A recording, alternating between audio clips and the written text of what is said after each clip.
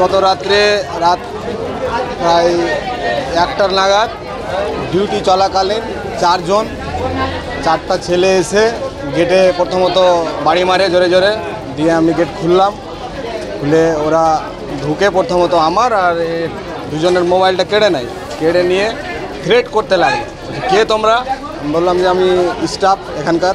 যে কী পদে আছো? আমি বললাম সুপারভাইজার। বলছে এখান থেকে বেরা, এসব ভুলভাল তোরা সব এখানে করছি উল্টো পুল্টো থ্রেট করলো, দিয়ে ওকেও অনেক চাপ দিয়েছে। তারপরে আমি বললাম যে যা বলার কালকে বলবেন, এখন এত রাত্রে এই অবস্থা। কিন্তু ও বলছে যে না, তোমার বস কে আছে তাকে ডাকো। তখন আমি মানবদাকে ডেকেছি। ওরা নিজের পরিচয় বলছে খালি জয়ন্ত বোস। ওরা বলছে, একজন বলেছে কাউন্সিলরের হাজব্যান্ড, আর একজন আইনটিটিউসির ভাইস প্রেসিডেন্ট তৃণমূল, জয়ন্ত বোস। আর একটা কী নাম জানাচ্ছি, জয়ন্ত বোসটা হচ্ছে কাউন্সিলরের হাজব্যান্ড, আইনটিটিউসির প্রেসিডেন্ট আছে, টিএমসি পার্টি করে। দরজাতে বাড়ি মেরে মানে দরজা খুলেছি, যখন আমরা দরজা খুললাম তখন মানে ঢুকে আমাদেরকে ঠেট করে আমাদেরকে গলা ধরে মানে মারধর করে বলছে যে 5 লাখ টাকা মানে কোম্পানির কাছ থেকে মানে আমাদেরকে বলছে আমাদের কাছে 5 লাখ টাকা দাবি করেছে, 5 লাখ টাকা দাবি করেছে, মারধর করে গলা ধরেছে। হ্যাঁ, মদ্যপ অবস্থায় ছিল। কিন্তু আমরা একটু আতঙ্কে আছি আমরা এখনও আতঙ্কে আছি। কারণ এরকমভাবে যদি থ্রেট করে রাত্রেবেলা এসে আমাদের কত মানে ডিউটি করা যাবে না, ভাবে ডিউটি করা যাবে। তো এমনিতেই হচ্ছে আরজি করে যে ঘটনাটা ঘটেছে, তারপর থেকে তো আমরা এমনিতে আতঙ্কে আছি যে হাসপাতালে কাজ করা নিয়ে যদি ছেলেদেরই এখানে সুরক্ষা না থাকে তো মেয়েদের কি সেফটি? মেয়েদের কোনো সেফটি নেই। তো একজন তৃণমূলের লোক এসে নাকি এরকম করেছে মদ্যপ অবস্থায় রাত্রেবেলা, তো কোনো সিকিউরিটি নেই, কোনো কিছু নেই। হ্যাঁ, একদম আতঙ্কে আছি। জয়ন্ত বোস নাকি শুনছি টিএমসির একজন নেতা, কাউন্সিলর নাকি। কাজ করা তো একদম অসম্ভব হয়ে যাচ্ছে। যদি আমাদের সেফটি ঠিকমতো না দেয় তো আমাদেরকে হাসপাতালে হয়তো স্ট্রাইকও করতে হতে পারে। ভিত্তিহীন, এগুলোর কোনো কিছু নেই, কোনো কারো বিরুদ্ধে কোনো কিছু নেই। আসলে টোটালটাই একটা মিথ্যে গসিপ।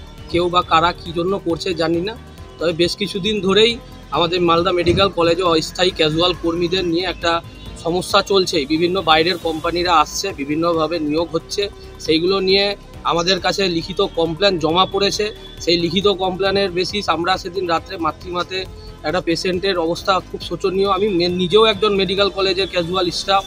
তো সেই সময় যাওয়াতে যারা আমাদেরকে লিখিত দিয়েছিল তাদেরকে নিয়ে আমরা জাস্ট নতুন একজনকে ঢুকিয়েছে কোম্পানির, কোথায় থেকে বাড়ি জানি না, শুনলাম যে আমার নামে অভিযোগ করেছে। তাকে বলা হয়েছিল যে তাদের অথরিটিকে জানাতে যে তারা কিভাবে নিয়োগ হলো, আর কিছু জনকে 10-15 বছর কাজ করে বসিয়ে দেওয়া হয়েছে, তাদের বিরুদ্ধে কি অভিযোগ, কেন বসানো হয়েছে, এগুলো জানার জন্য ডাকা হয়েছিল। যেহেতু সেই সময় ছিলাম দাঁড়িয়ে, এইটুকুই দিয়ে তারপরে চলে আসা হয়েছে এবং বলা হয়েছে এগুলো আমাদের এখানে লেবার কমিশনার অফিসকে, আমাদের আগের যিনি ডিএম সাহেব ছিলেন তেনাকে লিখিতভাবে, আমাদের এমএসডিপি স্যারকে লিখিতভাবে এগুলো অভিযোগ জানানো হয়েছে। কিন্তু আজকে কী বা কারা, আমি আপনাদের মাধ্যমেই শুনতে পেলাম যে আমার নামে নাকি এইসব অভিযোগ করেছে। এগুলো ভিত্তিহীন, এগুলোর কোনো অস্তিত্ব নাই। এটা মিথ্যা কথা, এ ধরনের ঘটনা নয়। তো নিজেই স্টাফ আছে শুনেছি, গেছে, যারা কাজ করবে না কাজ করে বেতন তোলার চেষ্টা করছে, হয়তো তাদেরকে বলেছে যে কাজ হচ্ছে না, এটাই যাতে আগামী দিনে যাতে মানে ওর ইটা না আসে জন্য এটা।